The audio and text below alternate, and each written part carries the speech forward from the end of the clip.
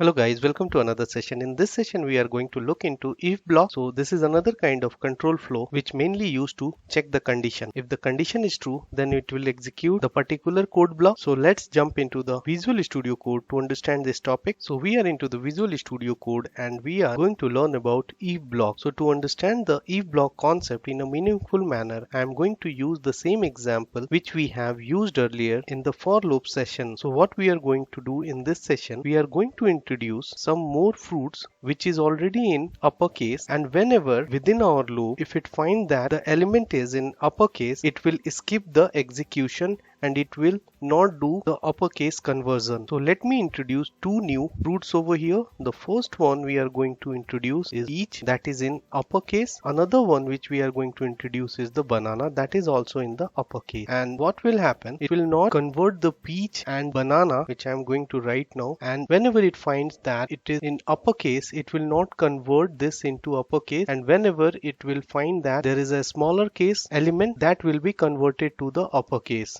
So now to achieve this, we are going to introduce the if block. So let me write it.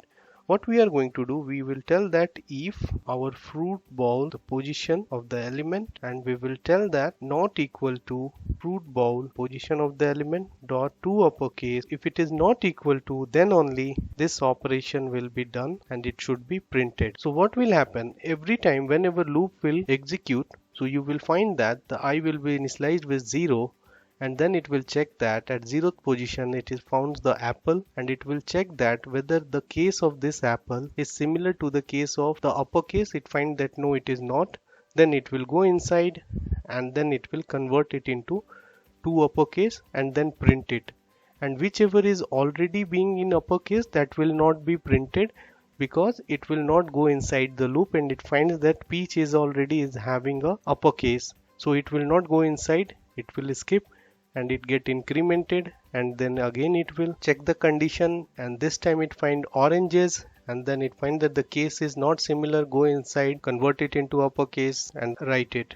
Same is the case with grape, and once it will find that banana, then it will find that banana is having a uppercase, so it will not go inside that and it will skip it, and the loop will get over and the program stop execution. So let's look into the output. So see here, it has printed only the 3 fruits which was in a smaller case and converted into the uppercase, because all these are a smaller case. So let's proceed further. So this is the way you can use the if statement.